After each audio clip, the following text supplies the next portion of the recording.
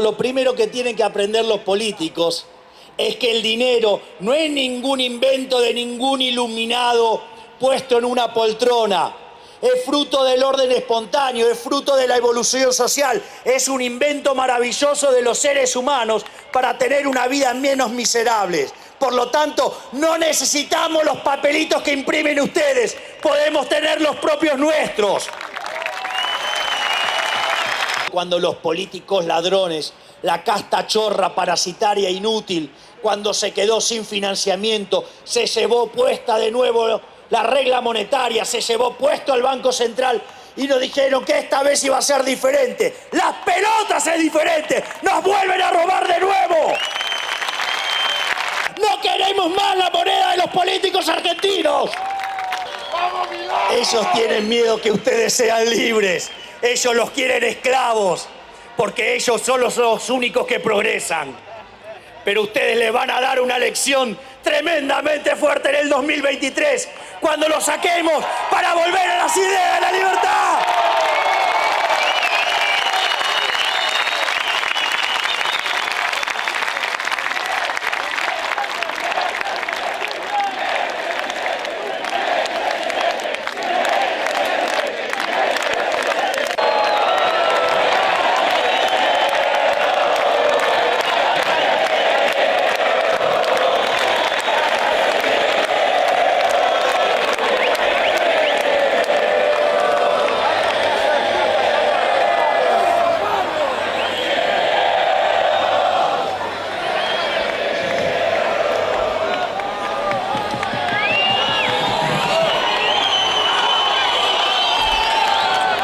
En primer lugar, gracias a todos por ser parte de esta historia en la que vamos a reconstruir a la Argentina y vamos a salir de los escombros para volver a ser una potencia.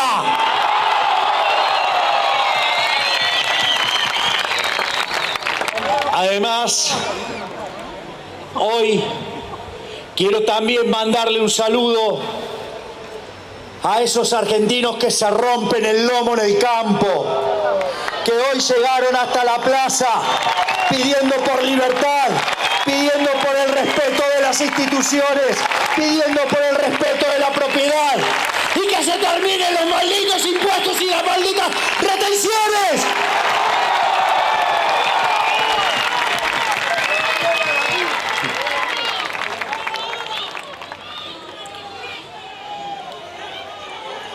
Por otra parte, es muy especial estar en este momento en Mendoza. Acá en Mendoza, hoy cuando estaba saliendo de una reunión, justo las casualidades de la vida, orden espontáneo, Adam Smith Dixit. Me toca pasar por una calle que se llama Tiburcio Venegas. Es emprendedor que ha dado a la creación de una de las bodegas más importantes de la historia argentina y de Mendoza.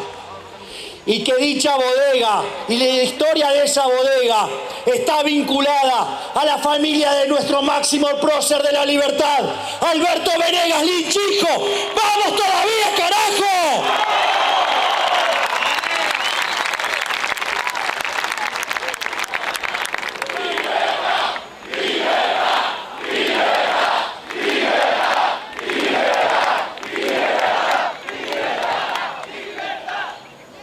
De todos modos, más allá de las situaciones emotivas que tanto nos llena de alegría estando aquí en Mendoza, hemos venido a contar por qué nos queremos deshacer de esa basura del peso, que es la moneda que emite el político argentino, es la moneda de la casta y por ende no puede valer ni excremento, porque esas basuras no sirven ni para abono.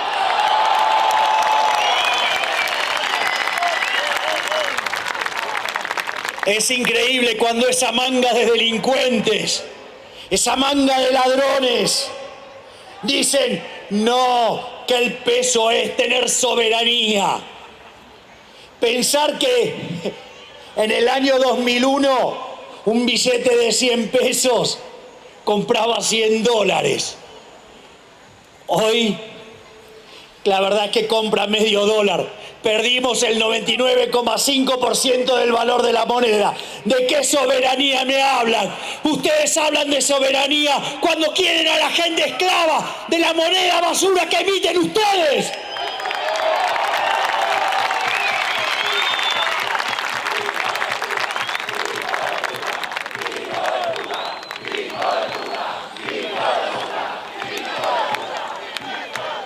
Y la realidad es que esto no es algo reciente y nuevo. Esto tiene tiempo acá en Argentina. Porque antes de que existiera el Banco Central, y haciendo honor a Milton Friedman, primero los datos, la inflación previa a la existencia del Banco Central era del 0,9% anual. Después se creó el Banco Central Mixto y entre 1935 y 1945 la inflación trepó al 6% anual. Un registro de inflación alta para estas épocas y altísima para aquella época. Pero no, en busca de la soberanía, en 1946 lo nacionalizamos.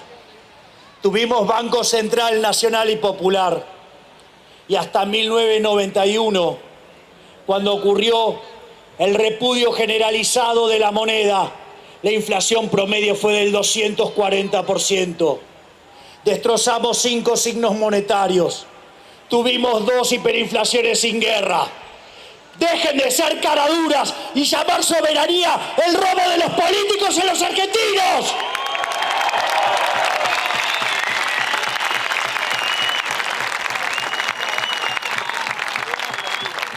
Después, ante tanto abuso de la maquinita, llegamos a la convertibilidad.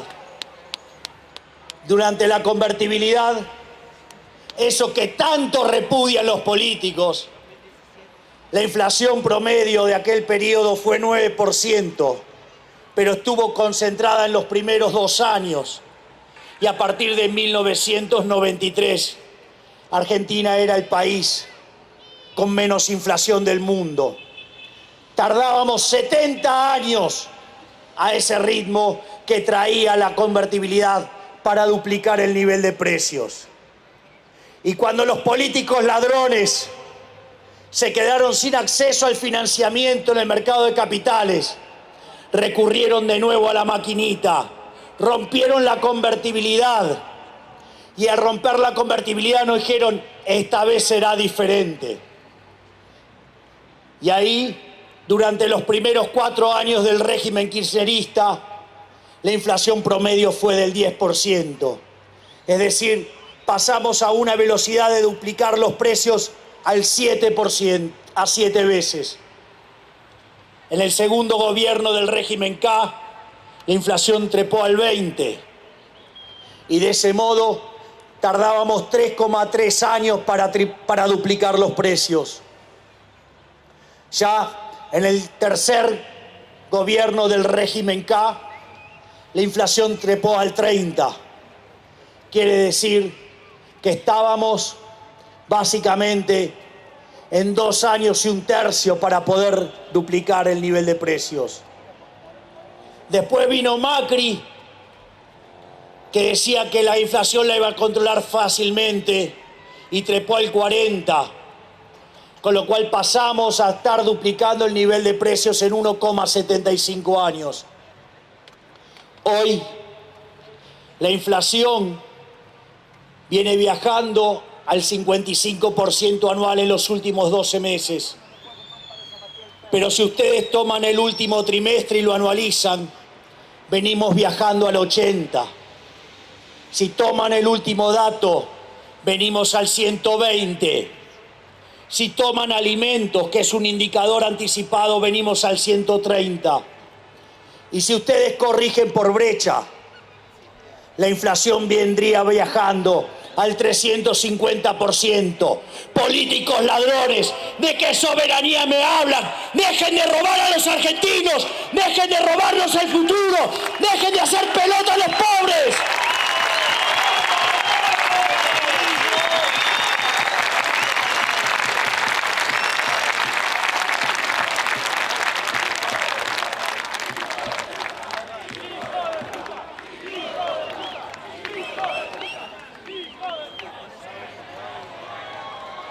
Pero para no quedarnos solo en los datos, a la casta hoy le vamos a dar una clase de teoría monetaria y les vamos a enseñar por qué queremos no tener más el peso.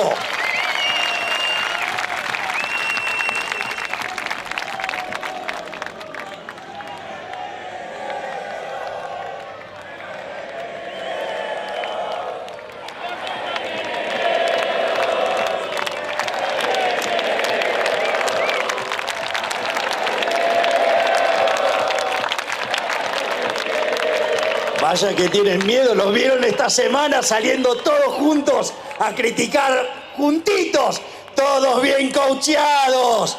Dale, hombre de plastilina, seguí temblando porque no vas a ser presidente de Argentina.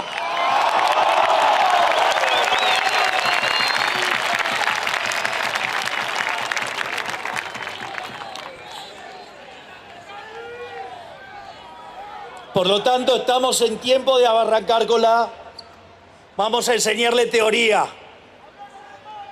Originalmente lo que teníamos eran economías de trueque, donde las personas intercambiaban bienes uno con otro.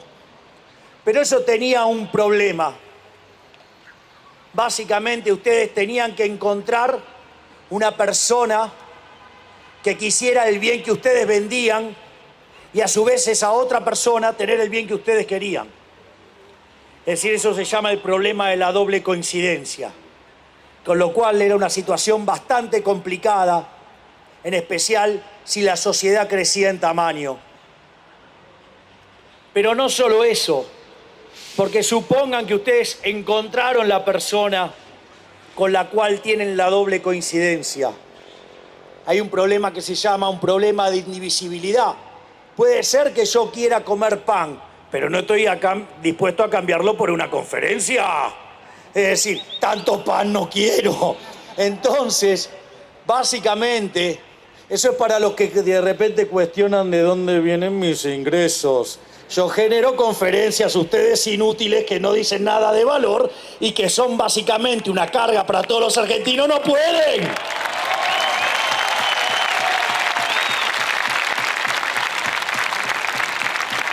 Muchos de esos tienen el cuil virgen, es verdad. Entonces, ¿qué es lo que hizo el ser humano? Descubrió que algunos bienes se intercambiaban más que otros. Entonces, esos bienes los utilizaron como bienes de intercambio indirecto. Es decir, no necesariamente la gente pedía el trigo o buscaba trigo porque quería trigo, sino que le servía, por ejemplo, para cambiarlo por otros bienes. Es decir, que en el fondo, cuando nosotros hablamos de dinero, en el fondo lo que estamos hablando es del intercambio indirecto. Y así como se usaba el trigo, ¿sí?, también se usaba el tabaco, en las cárceles se usaba los cigarrillos, en la hiperinflación de Alemania se utilizó, por ejemplo, el cognac, como decía Milton Friedman, la definición más líquida de dinero que encontré en mi vida, los clavos, y también, como alguien dijo acá, se usaba la sal. De hecho, el término salario viene porque se pagaba con sal. Y cuando ustedes ven que se cae, por ejemplo, la sal en la mesa, hay gente que dice que es mala suerte. ¿Eso de dónde viene? Que ustedes cuando pagaban ponían un saco de sal y claramente si se caía la sal compraban menos. Claro que tenían mala suerte porque habían perdido plata. Entonces, en ese continuo devenir de encontrar elementos para hacer intercambios indirectos, Uno de los problemas que tenían con estos bienes era el problema de la portabilidad, era el problema de la degradación. Entonces, los individuos empezaron a buscar, ¿qué? Monedas metálicas. Y así es como llegamos que los individuos eligieron la plata para las transacciones chicas y el oro para las transacciones grandes. Por lo tanto, lo primero que tienen que aprender los políticos es que el dinero no es ningún invento de ningún iluminado puesto en una poltrona. Es fruto del orden espontáneo, es fruto de la evolución social, es un invento maravilloso de los seres humanos para tener una vida menos miserable. Por lo tanto, no necesitamos los papelitos que imprimen ustedes, podemos tener los propios nuestros.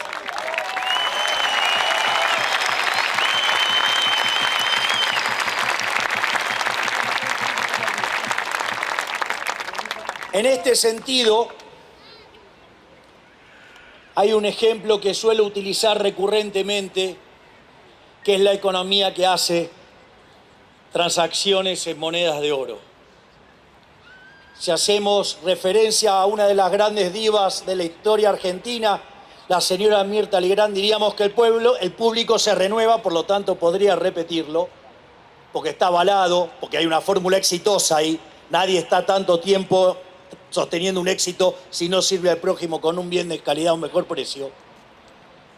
Sino que además, como decía Mises, mientras ellos sigan repitiendo sus mentiras, nosotros vamos a seguir contestándoles con nuestras mismas verdades.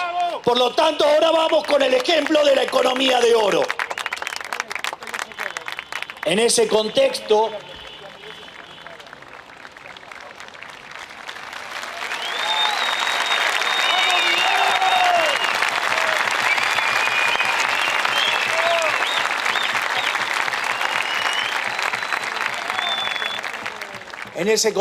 como suelo contar, supongamos que estamos en una economía que hace transacciones en monedas de oro.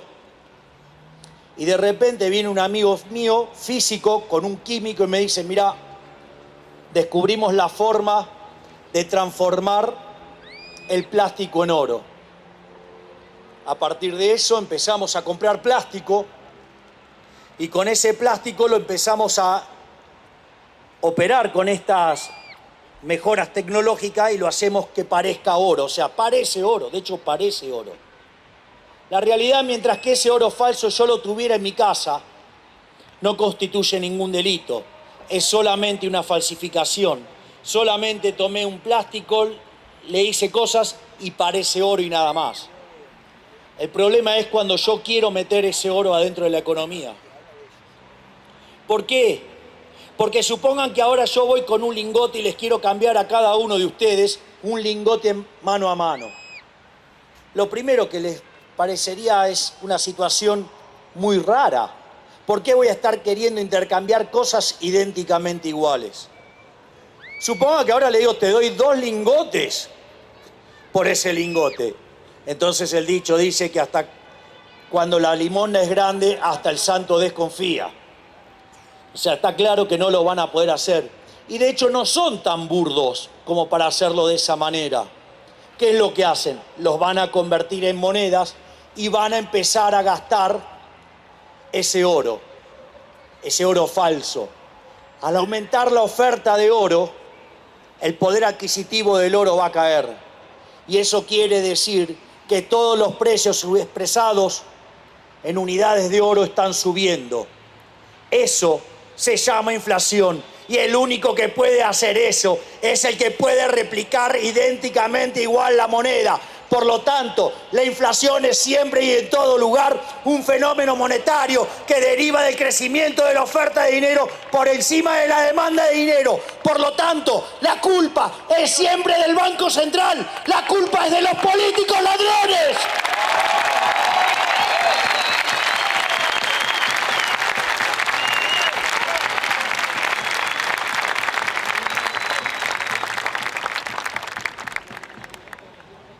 Entonces,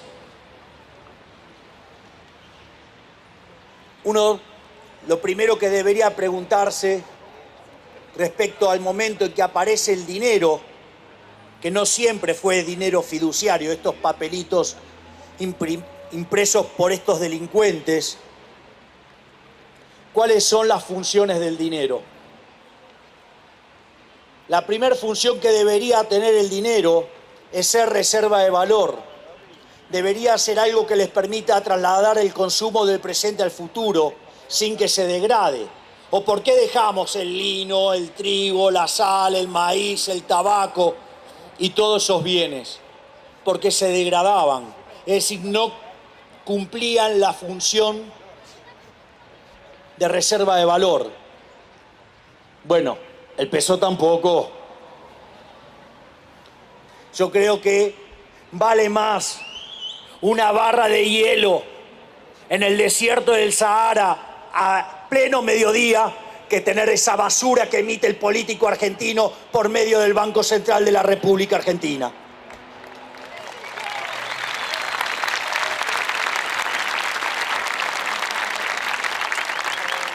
Y en ese sentido, nadie ahorra en pesos. Aquellos que a ustedes lo obligan a ahorrar en pesos y le dicen que hay que tener pesos, ellos son los que ahorran en dólares. Los mismos que le están diciendo y obligándolos a tener pesos son los que ahorran en dólares. Y cuando le preguntan por la de ellos, no, bueno, lo mío es otra cosa. Sí, claro, la de los argentinos también, porque la ganaron honestamente laburando y no como ustedes, manga de parásitos ladrones.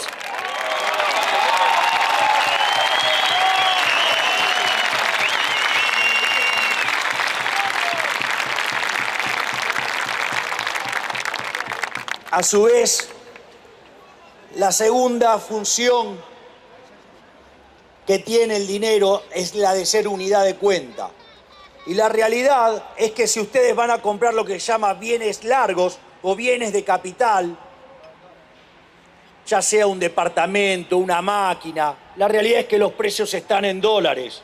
Hay una ficción de expresarlos en pesos, pero en realidad ustedes saben muy bien que si van a comprar una propiedad, van a tener que ir a una sala en el banco para que se pongan los verdes taca, taca, uno arriba del otro, porque nadie quiere arriesgar todo el trabajo de su vida en la moneda de los políticos ladrones argentinos. Por lo tanto, tampoco es unidad de cuenta, solamente sirve para hacer las transacciones del día a día, las transacciones chiquitas, en las que nos podemos sacar de encima rápidamente los pesos. Por lo tanto, tampoco es unidad de cuenta.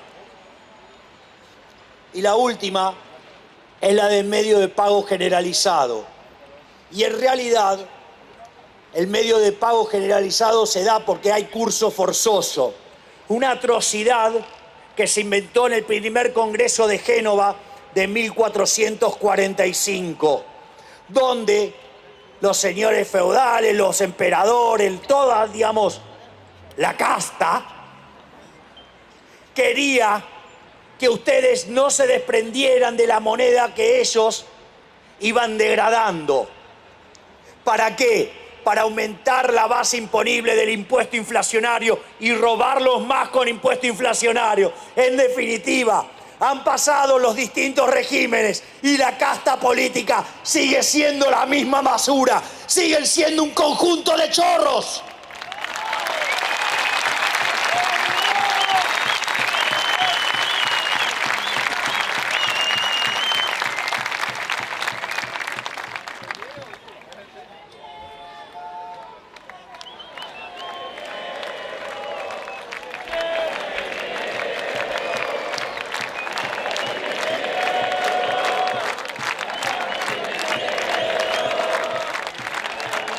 Es verdad que la casta tiene miedo.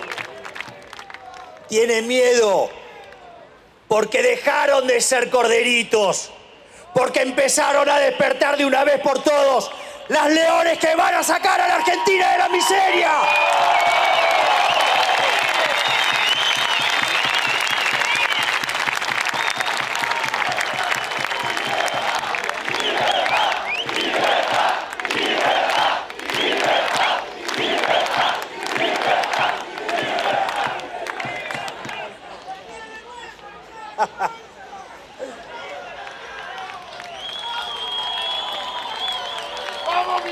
Ellos tienen miedo que ustedes sean libres. Ellos los quieren esclavos, porque ellos son los únicos que progresan.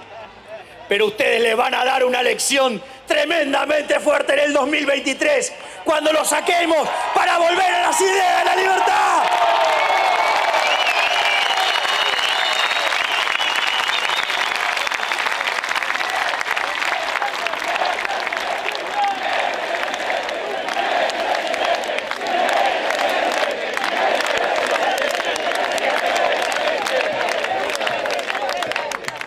Che, no jodan tanto con esto, que a unos cuantos les va a dar un paro cardíaco y van a tener que... miren, si van a un hospital público y lo colapsan, nos vamos a dar cuenta que nos estuvieron robando con la plata que decían que nos sacaban para la salud pública, ¿no? Estos genocidas que mataron a 90.000 personas por hacer las cosas mal con el coronavirus.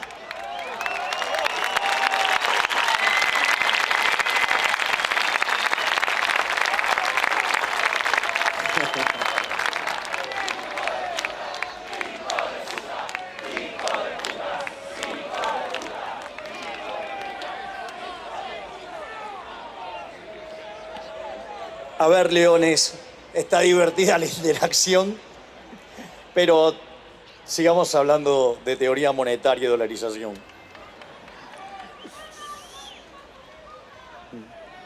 A ver, lo primero que hay que entender es que entonces, para comprender la lógica de la inflación, hay que entender la demanda de dinero y la oferta de dinero. Si ustedes se fijan, esta idea del intercambio indirecto está diseñado ¿para qué? Para hacer transacciones. El dinero está diseñado para hacer transacciones. Para lo único que sirve es para hacer transacciones. Y en ese sentido, cuanto más alto es el ingreso, mayor es la demanda de dinero. Y por otra parte, cuando la tasa de interés sube, como los precios de los bienes presentes se está haciendo más caro que los bienes futuros, ustedes van a pasar consumo del presente al futuro. Y en lugar de demandar dinero hoy, van a demandar más dinero mañana. Por lo tanto, cuando la tasa de interés sube, la demanda de dinero cae. Eso para que aprendan los brutos que no conocen y no saben de economía intertemporal.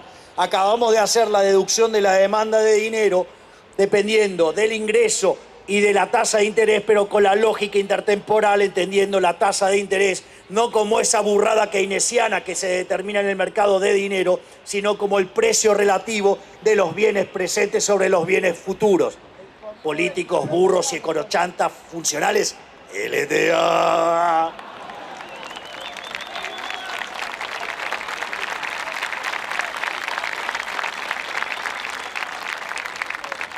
En este contexto, supongamos que la oferta de dinero se determina de manera exógena, es una cantidad que la determina el Banco Central de manera arbitraria, pero determina una cantidad fija.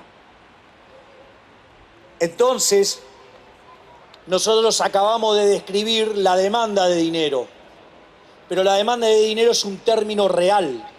Por lo tanto, para colocar la oferta monetaria en términos reales, hay que dividirla por el nivel de precios. Eso se llama saldos reales. La cantidad de dinero dividido el nivel de precios es la oferta real de dinero y eso se debe igualar a la demanda de dinero. Vean que si esto es así, el nivel de precios viene determinado por el cociente entre la oferta y la demanda de dinero. Por ende, lo único que puede hacer el Banco Central es que cuando determina la cantidad de dinero, lo único que está determinando es el nivel de precios. Y cada vez que insista con modificar las cosas emitiendo dinero, lo único que van a hacer es hacer subir los precios y generar inflación.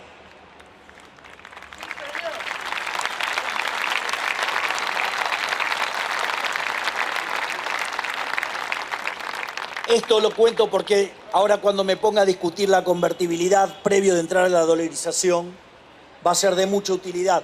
Por ende, para que sepan también, no existe tal cosa como la demanda óptima de dinero. O a alguien de ustedes se le preguntó, ¿cuál es la cantidad óptima de tomates dentro de la economía? ¿Cuál es la cantidad óptima de zapallos dentro de la economía? A nadie se le ocurre semejante pregunta estúpida. Solamente se le puede ocurrir a los funcionales, a los políticos, para ver qué nivel de estafa pueden hacer dado que tienen el monopolio de emitir dinero.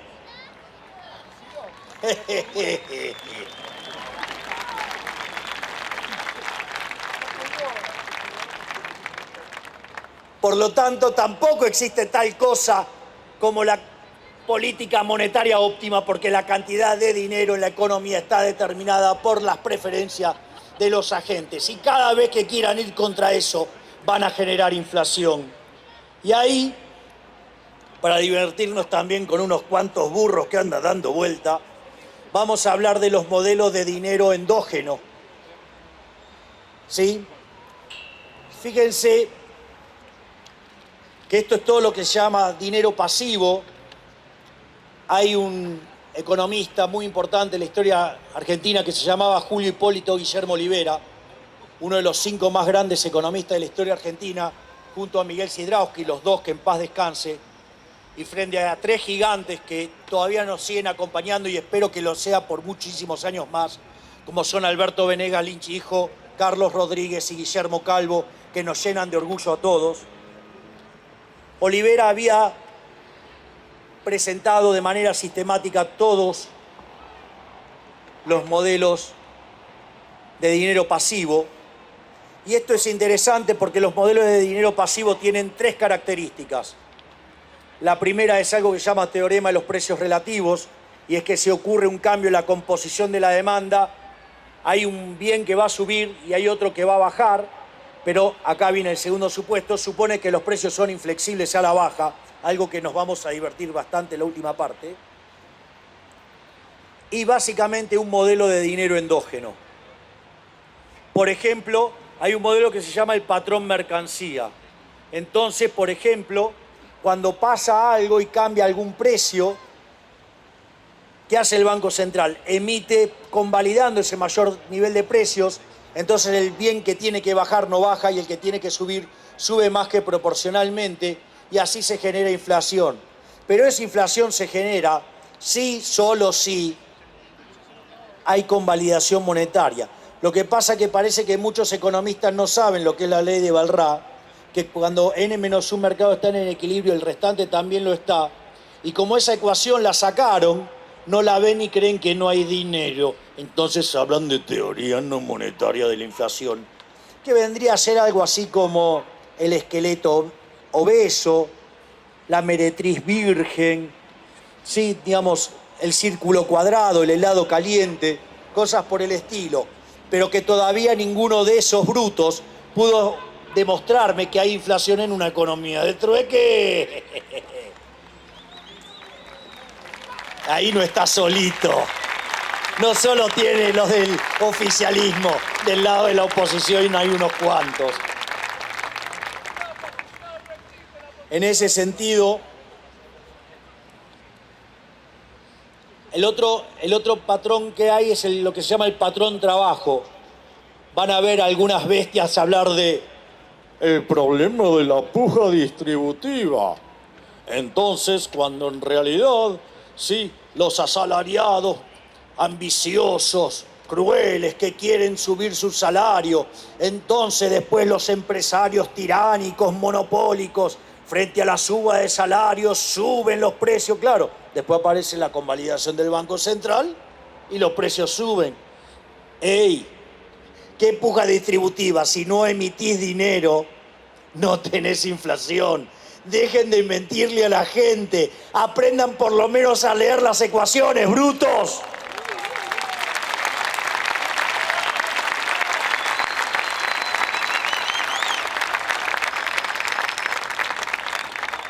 A ver, el otro caso es el del patrón crédito, lo que conocemos como el inflation targeting, donde el rol fundamental lo ocupa las expectativas. Porque si ustedes se fijaron, cuando nosotros hablamos de que la cantidad de dinero determina la escala nominal hace un ratito, si ustedes la cantidad de dinero viene determinada por la demanda y ustedes se están fijando una tasa de interés, no pueden determinar la cantidad de dinero. Por lo tanto, no pueden determinar el nivel de precios y hay un problema de ancla nominal. Nunca me imaginé estar hablando del problema del ancla nominal ante 15.000 personas, lo confieso.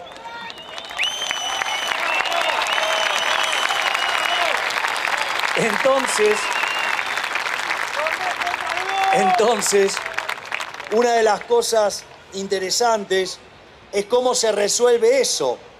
Bueno, básicamente, ustedes para poder determinar la tasa de interés nominal deben saber la inflación esperada. Y en función de eso, el rol fundamental lo ocupan las expectativas. Entonces, si ustedes tienen la expectativa de inflación y ustedes tienen el nivel de precios actual, pueden determinar el precio esperado a futuro, con eso determina la demanda de dinero, y al determinarse la demanda de dinero, el Banco Central emite todo eso. Esto es muy interesante, porque estos que hablan que quieren la independencia del Banco Central, les cuento que son los mismos que el 28 de diciembre de 2017 se llevaron puesta la independencia del Banco Central, hicieron volar por el carajo las expectativas de inflación y nos metieron en una brutal crisis. ¿De qué independencia hablan? Si cuando la política no le gusta, se mete con todas las instituciones.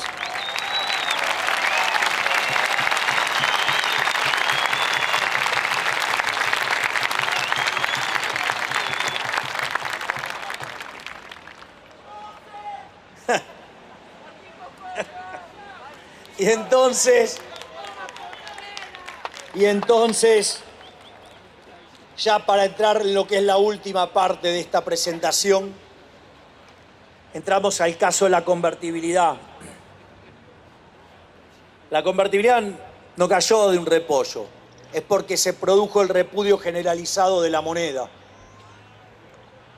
Y allá en abril de 1991, 10.000 australes se igualaron a $1 y después una conversión que era el 1 a 1. Después de que se limpió el efecto de las dos hiperinflaciones de las que veníamos, la del fracasado hiperinflacionario de Chascomús, obviamente un radical, y por otro lado, la hiperinflación, digamos, durante el primer gobierno de Menem, la primera parte, se llega a la convertibilidad. Y después de 18, 20 meses, Argentina en 1993 era el país con menos inflación del mundo. Básicamente, ¿por qué? Porque cuando ustedes tienen un modelo patrón endógeno y solamente emiten contraventa de dólares de la gente, esa gente que está vendiendo los dólares es porque quiere pesos. Entonces, en ese contexto, la oferta de dinero se acompañaba con la demanda de dinero y por eso no había inflación. No que no había inflación porque los precios lo determina el tipo de cambio, ignorantes, sino porque la oferta de dinero queda endógena el comportamiento de la demanda. Eso no genera exceso de oferta de dinero y no hay inflación por eso.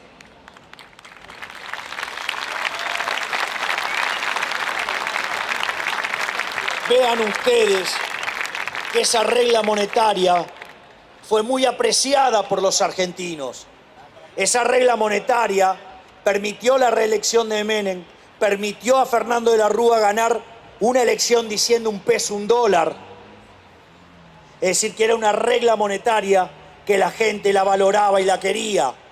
No solo eso, el Banco Central era absolutamente independiente, porque además tenía una regla súper clara y estricta que solamente se emitía contra venta de dólares. Es decir, solamente había oferta de dinero si había demanda de dinero.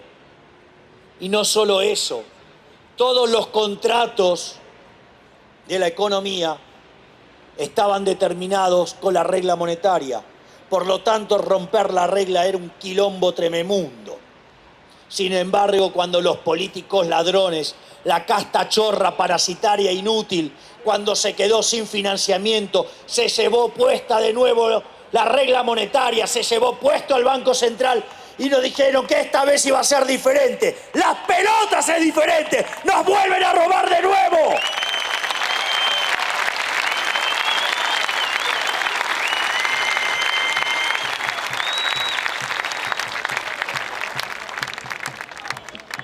Por lo tanto,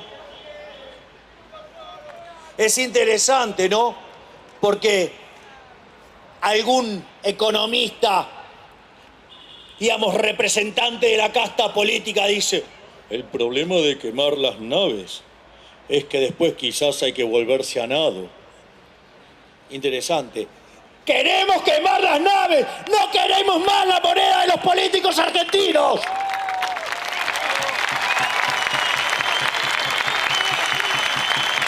Es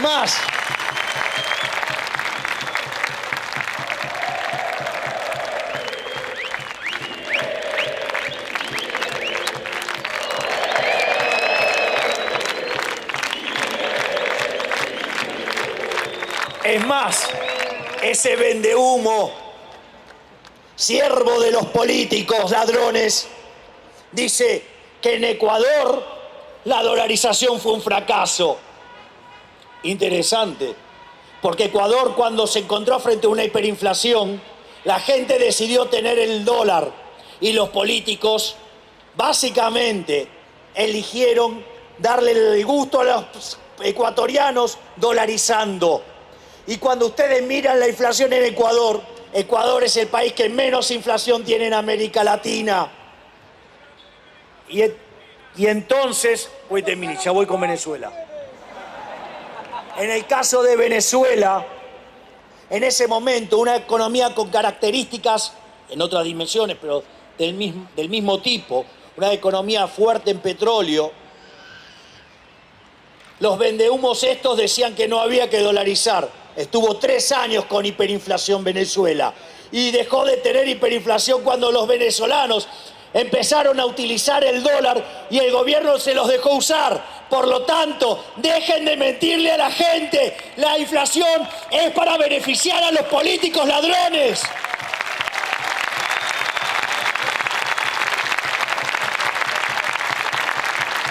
Es más, ese mismo vendedor de humo a proporciones descomunales que representa a los políticos ladrones y estafadores, dice que en Ecuador quisieron salir.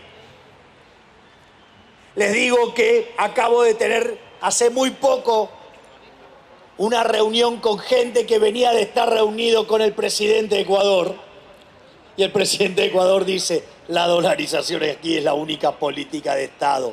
El que sí quiso salir de la dolarización es el delincuente, el chorro de Rafael Correa. Por lo tanto, el vendehumo ese labura para políticos chorros como Rafael Correa.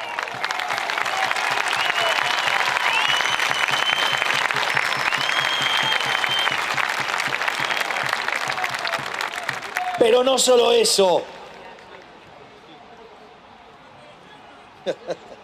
No, eso no, va contra nuestro ideario de liberalismo.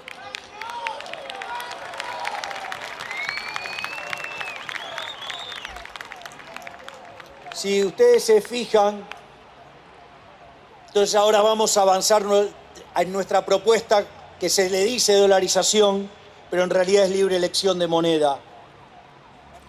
La realidad es que cuando ustedes estudian a fondo el debate monetario entre lo que se llama la escuela monetaria, probablemente la encuentren como Currency School, o la escuela bancaria, la Banking School. Es un debate que inicia a mediados del siglo XVI en la escuela de Salamanca, justamente en España. ¿Por qué?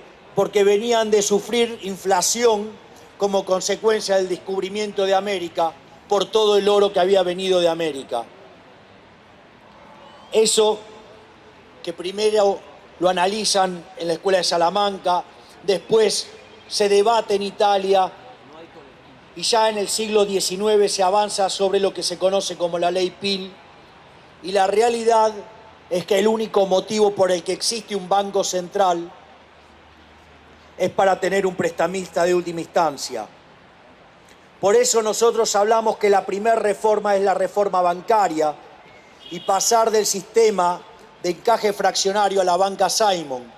un modelo de banca desarrollado en la década del 30 por 8 economistas en la Universidad de Chicago, liderados por Simon, que desarrolló un sistema anticorrida. Por lo tanto, aquellos que dicen que necesitamos un acuerdo con Estados Unidos si quisiéramos dolarizar, mienten. Y aquellos que dicen que vamos a tener un problema porque no vamos a tener prestamista de última instancia, les vamos a decir, burros monetarios. Con Banca Simon no hace falta tener prestamista de última instancia. Dejen de mentirle y meterle miedo a la gente. Vayan y agarren los libros que no muerden.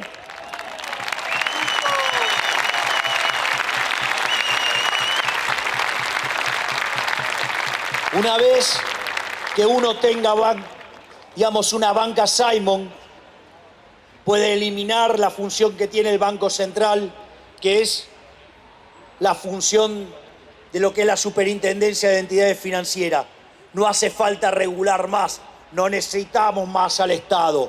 Habría que eliminar eso y que la banca sea libre. Y en ese contexto, cuando ustedes se quieran endeudar, las tasas de interés van a ser más bajas. Y cuando ustedes vayan a hacer una inversión, les van a pagar más por ellas. Así es que nada que perder, todo para ganar. Los únicos que van a perder con esto son los políticos chorros de la casta.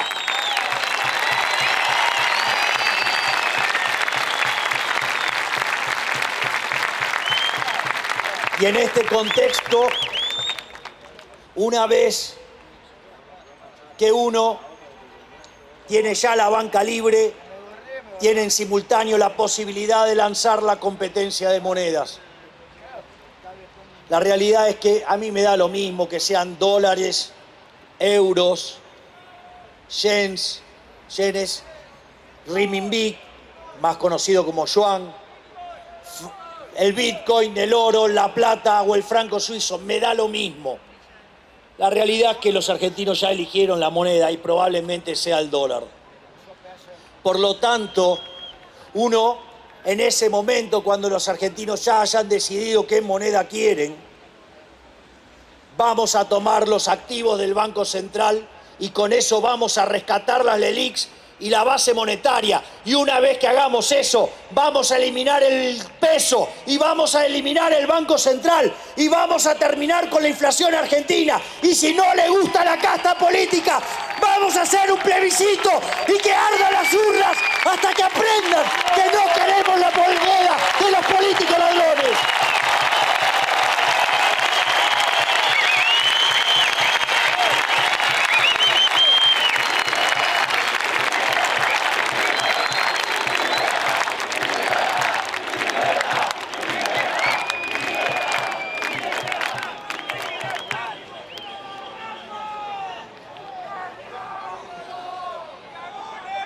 En ese sentido, aparecen algunas críticas muy divertidas. Digamos, alguien, por ejemplo, dijo que en realidad no se podía dolarizar porque el Banco Central estaba quebrado. Pero al mismo tiempo, ese chanta, ¿sí?,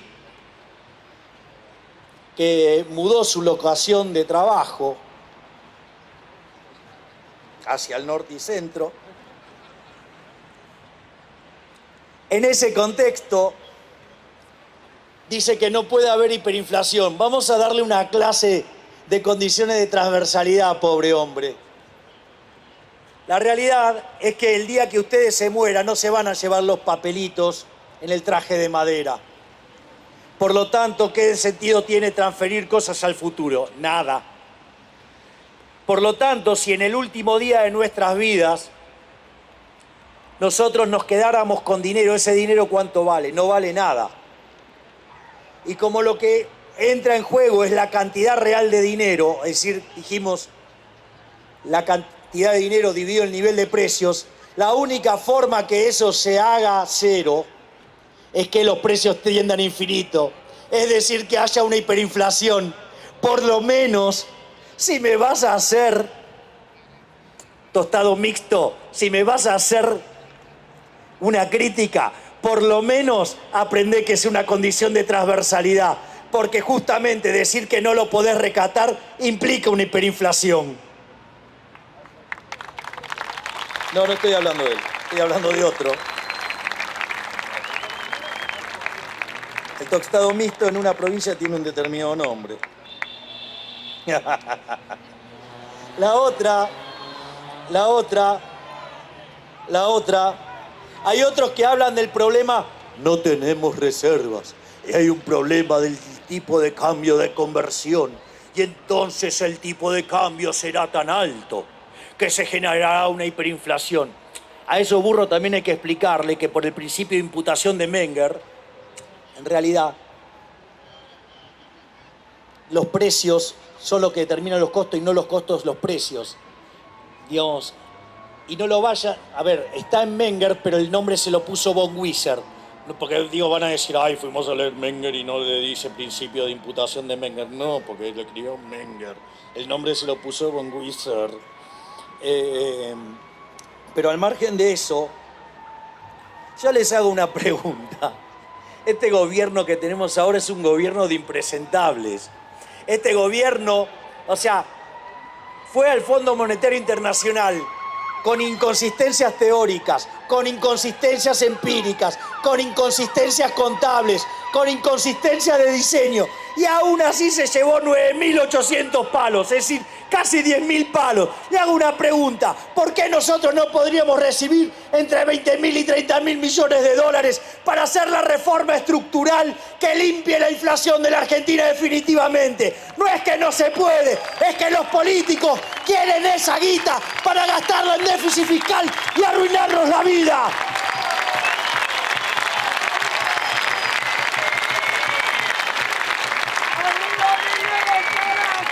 Es más,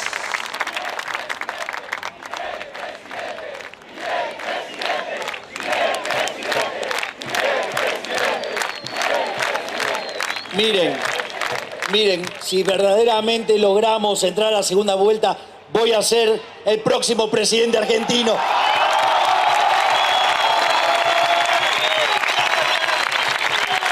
Y les adelanto algo, todos estos chantas monetarios, ninguno va a estar en mi Ministerio de Economía.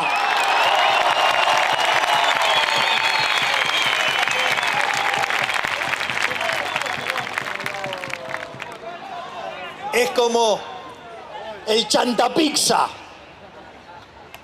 que dice, lo que oculta Milei es un plan Bonex. ¿Será que tiene un problema de proyección porque él es discípulo de alguien que ya empernó a los argentinos con algo por el estilo? Entonces, está proyectando. Entonces, vamos a explicar lo que pasa. A ver, las LELIQs, ¿sí?, que tienen los bancos en su poder para agarpar los depósitos, son las LELIQs que obviamente son el pasivo del Banco Central. Esos instrumentos aparecen básicamente porque el Estado hace déficit, el Banco Central emite, los financia y cuando empieza a generar inflación los retira del mercado para no tener presión. Y es tanto lo que emiten que los bancos, con todos los problemas que hay, en lugar de prestarle al sector privado, donde estos dicen, no, si hay dolarización se termina el crédito. Tenemos 8 puntos del PBI de crédito al sector privado no financiero. ¿De qué me están hablando? Pero bueno, no importa. Al margen de eso, Suárez, decirle que no me jodan con las luces. Digo, ¿no les alcanzó con voltearme la conferencia de la bolsa?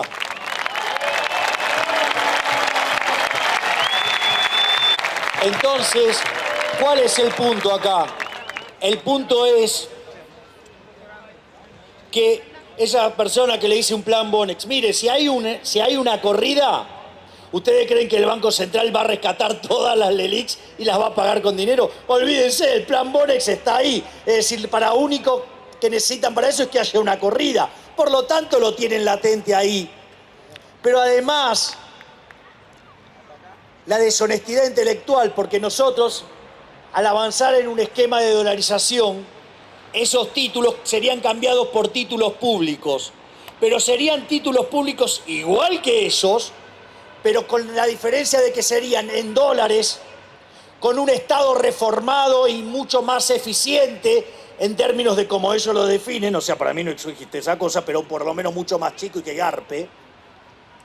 Por lo tanto, serían bonos que tendrían un mejor rating crediticio y además estarían cambiando un instrumento absolutamente ilíquido y que no lo pueden liquidar en una situación grave, mientras que ustedes ahora tendrían bonos en dólares de un país mucho mejor, un país sin inflación, ¿sí? Un país serio fiscalmente, que además esos bonos serían líquidos. Y si alguno de los depositantes de la banca de inversión quiere los dólares, el banco podría ir y liquidar esos bonos en el mercado y pagar sin ningún tipo de problema, o las mismas personas podrían elegir tener esos bonos. Por lo tanto, chantapizza, deja de mentirle a la gente, deja de asustar a la gente, deja de operar para los políticos ladrones.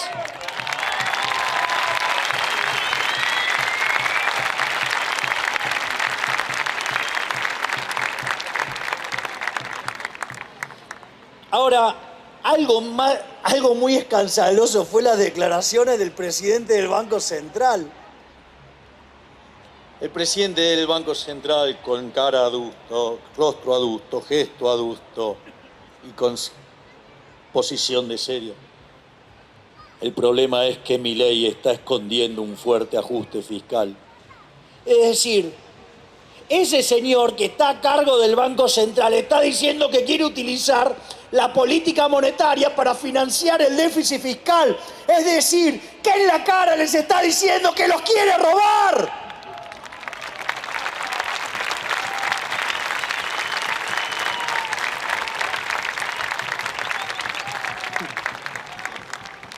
Hay otros chantas que dicen, no, pero si perdemos el Banco Central, perdemos la posibilidad de controlar la tasa de interés. Y eso es lo que quiero, que no la manejen. A ver, vean esto. ¿Se acuerdan de Moreno?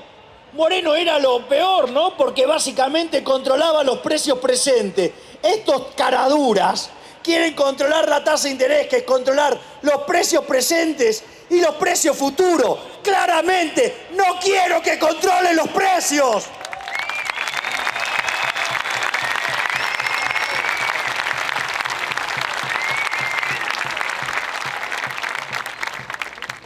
Después aparecen otros chantas, también así con gesto adusto.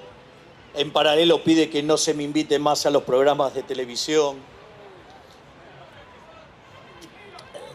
Las formas, ay, las formas. A ver, en ese contexto, vamos, hay algunos que dicen, bueno, así, pero con cara seria. Lo que sucede es que si la economía recibe un shock externo negativo, eso va a hacer caer la demanda. Y entonces si los precios nos bajan y se contrae la demanda de empleo y se genera desempleo. Digo, la verdad que cuando ustedes lo escuchan así, digo, parece como que con un amigo le decimos aguarrás. De lejos parece insolvente.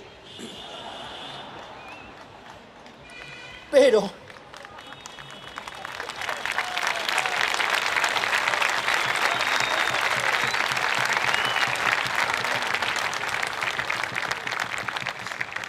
ahora el tema es el siguiente. Si yo tengo problemas de inflexibilidad en el mercado de trabajo, los problemas de inflexibilidad del mercado de trabajo no se corrigen con política monetaria, se corrigen corrigiendo la rigidez del mercado de trabajo. ¡Burros! Si tienen problemas con la cuestión fiscal, se corrige bajando el gasto público, no con política monetaria. ¡Burros! Es más, si hay algo que me parece irritante, insultante, es que además digan el problema de la inflexibilidad de los precios a la baja. Les voy a pedir algo, políticos ladrones, defensores de la casta y sus socios econochantas. Dejen de subestimar a la gente. ¿Saben qué? Si una empresa cree que sus precios van a bajar, se puede cubrir con un futuro. Y si ese contrato le parece muy rígido, se pueden cubrir con opciones. La verdad es que las opciones y los futuros existen, por lo menos hay registros desde el siglo XV. ¿Me quieren decir por qué quieren cagarnos la libertad?